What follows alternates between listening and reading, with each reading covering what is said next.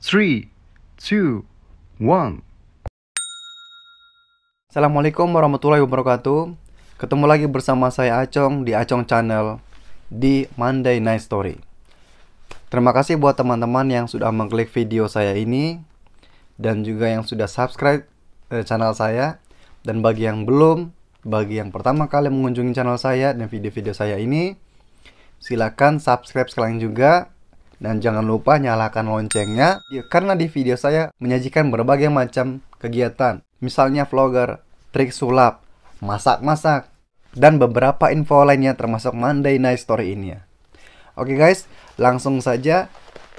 Pada malam hari ini, saya ingin bercerita tentang suatu legenda Jepang.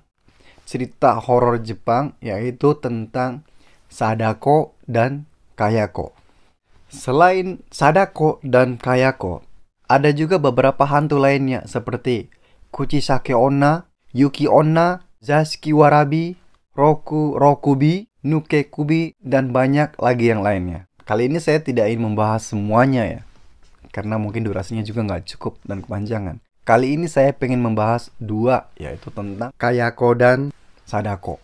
Oke guys, langsung saja. Sadako adalah termasuk hantu populer di Jepang. Karakter Sadako ini identik dengan hantu Indonesia yang biasa kita sebut dengan kuntilanak, yaitu seorang wanita berambut panjang dan berpakaian serba putih.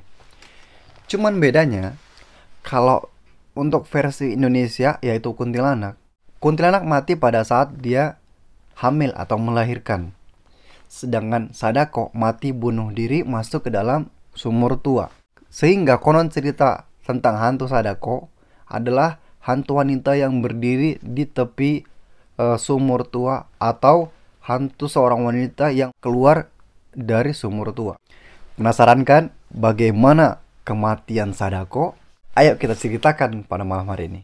Menurut cerita urban legend orang Jepang zaman dahulu, bahwa Sadako adalah seorang wanita yang selalu muncul dari sumur tua dan menjadi teror bagi orang-orang di sekitar situ. Dan begitu juga dengan film Sadako yang pada layar lebar, yaitu ceritanya agak sedikit berbeda. Dia keluar dari TV atau video dan mengutuk video tersebut. Film tersebut menggambarkan bagaimana menakutkannya seorang hantu Sadako dengan kutukannya. Kisah nyata asal-usul hantu ini. Hantu Sadako bernama asli Sadako Sasaki yang lahir pada tanggal 7 Januari 1943 dan meninggal pada tanggal 25 Oktober 1955. Sadako Sasaki adalah seorang gadis kecil yang tinggal di dekat jembatan Misasa, kota Hiroshima, Jepang.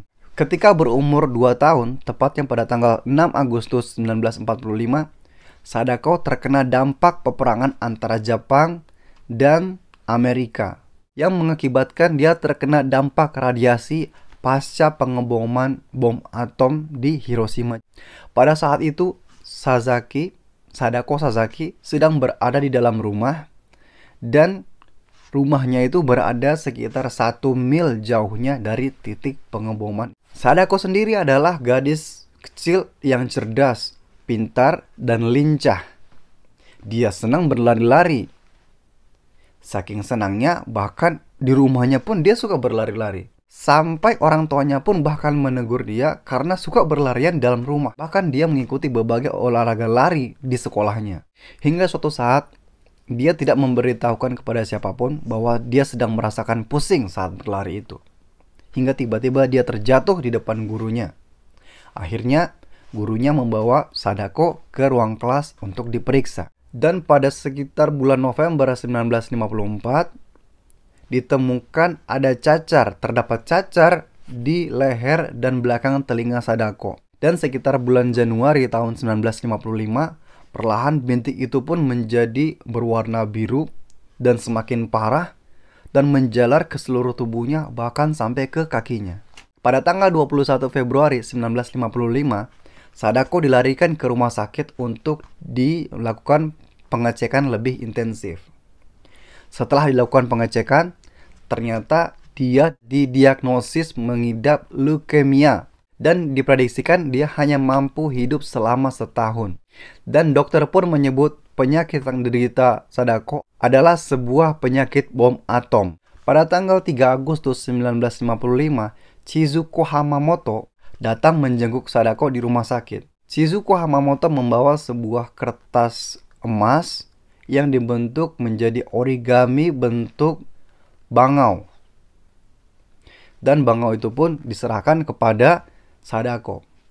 Awalnya Sadako bingung, kenapa temannya membentuk origami menjadi sebuah bangau. Temannya pun menjelaskan bahwa orang tuanya mengatakan kalau kita membuat origami bentuk bangau hingga 1000 buah, maka permohonan kita akan terkabul. Sejak saat itu pun Sadako mulai membuat origami bentuk bangau. Di sini ada dua versi ya guys. Versi yang pertama, Sadako tidak berhasil membuat 1000 bentuk bangau, tapi dia hanya dapat menyelesaikan sebanyak 644 buah dan akhirnya dia meninggal. Dan kemudian origami bangau tersebut diselesaikan oleh teman-temannya dan dikubur bersama jasad Sadako Sasaki. Versi lain menyebutkan bahwa Sadako Sasaki berhasil menyelesaikan origami bangau tersebut. Ini berdasarkan buku catatan Sadako dan ribuan kertas keren sebuah pameran yang muncul di Hiroshima Peace Memorial Museum. Sejak saat itu, Sadako pun mulai membuat origami bentuk bangau yang disatukan dengan seutas benang ya, dengan tujuan untuk memohon kesembuhan bagi dirinya sendiri. Sadako pun bahkan kehabisan kertas, hingga ia minta kertas dari suster dan beberapa pasien lainnya yang mendapatkan kertas kado atau bingkisan, dan dia kembali membuat origami tersebut. Dan terkadang temannya juga datang menjenguk sambil membawakan secari kertas untuk dibuatkan origami bangau tersebut. Tapi keinginannya tidak tercapai. Pada saat itu dia hanya mampu membuat 644 buah bangau, dan akhirnya ajal pun menjemput dirinya. Selama di rumah sakit, kondisi Sadako berangsur-angsur memburuk, bukannya membaik. Ibunya pun mulai khawatir. Akhirnya pada suatu saat, ibunya membuatkan Sadako sebuah baju kimono dengan bercorak bunga sakura supaya dapat digunakan sebelum ajal menjemputnya.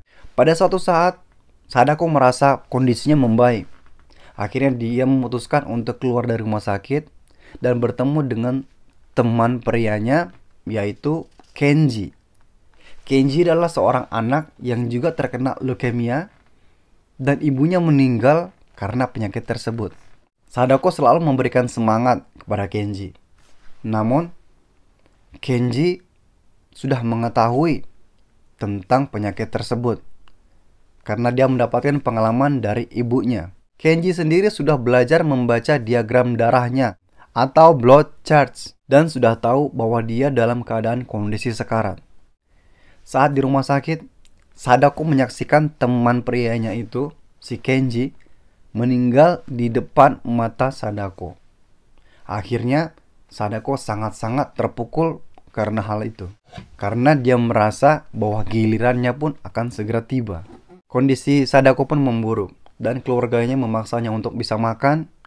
Akhirnya Sadako meminta untuk dibuatkan teh hijau. Dan dia sempat mengatakan, "It's good. Umai, kore oishi," dalam bahasa Jepangnya. Dan itu merupakan kata-kata terakhir dari Sadako. Dia meninggal pada umur 2 tahun, tepatnya pada tanggal 25 Oktober 1955.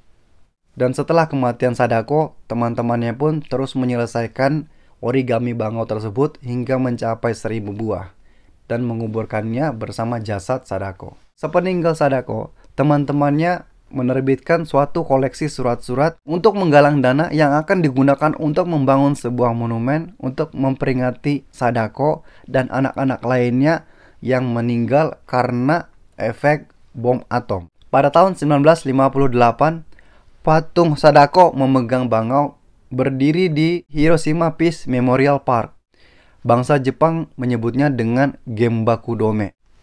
Di kaki patung tersebut terdapat prasasti yang bertuliskan, "This is our cry, this is our prayer. peace on earth. Inilah jeritan kami, inilah doa kami, damailah bumi.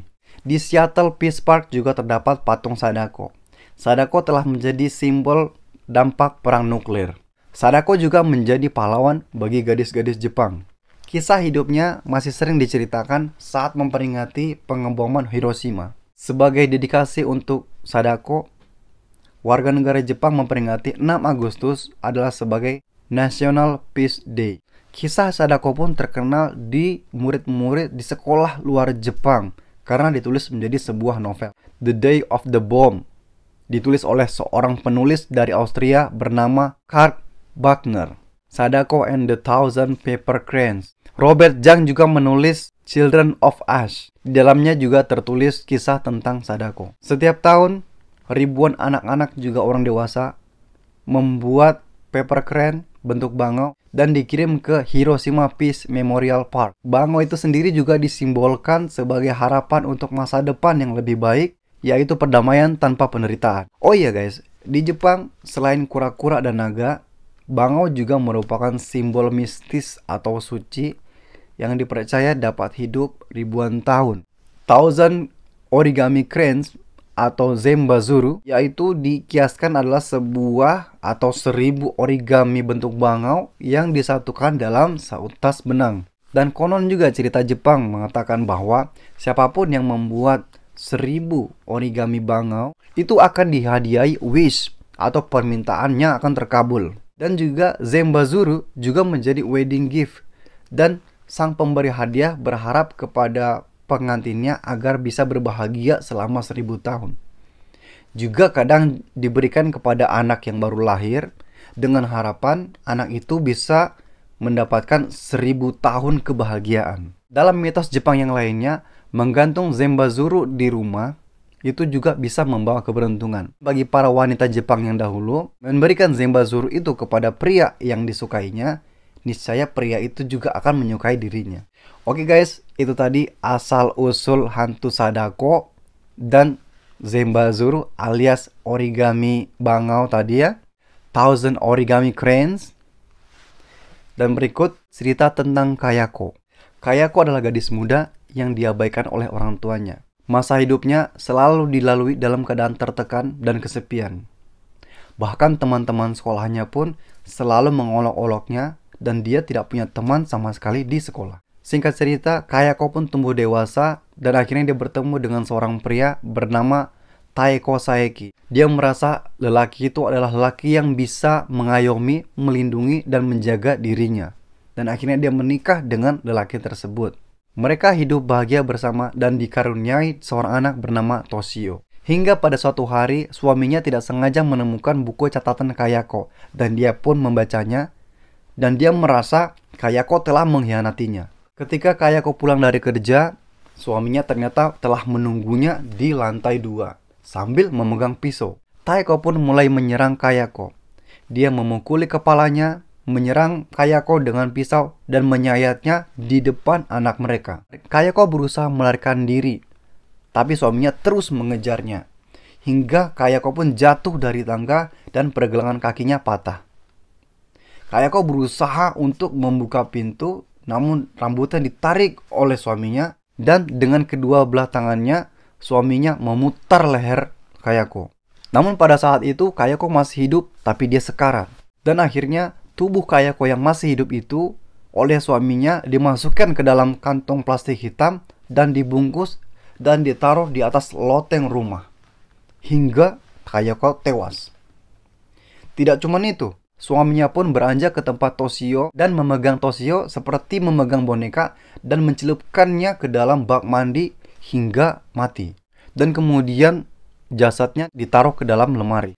Karena Kayako meninggal dalam keadaan mengerikan, yaitu kesakitan dan penderitaan, akhirnya Kayako pun kembali menjadi hantu pendendam. Kayako kembali dengan membalaskan dendamnya pada suaminya, yaitu mencekik suaminya dengan rambutnya hingga mati. Dan hari berikutnya suaminya ditemukan dan didiagnosis suaminya itu mati bunuh diri. Sejak saat itu, rumah Kayako menjadi rumah berhantu dan konon cerita orang bahwa di rumah itu sering terjadi penampakan hantu seorang wanita yang berlumuran darah yang turun naik di tangga rumah itu. Oke guys, tadi itu cerita Sadako dan Kayako yang karakternya sedikit mirip dengan hantu kuntilanak, hantu Indonesia ya. Yaitu hantu seorang wanita yang berambut panjang dan berpakaian serba putih. Oke guys, demikian cerita saya tadi tentang Sadako dan Kayako. Semoga cerita saya ini bisa menjadi tambahan pengetahuan bagi saya dan kita semua. Dan sampai ketemu di cerita Monday Night Story saya berikutnya. Wassalamualaikum warahmatullahi wabarakatuh.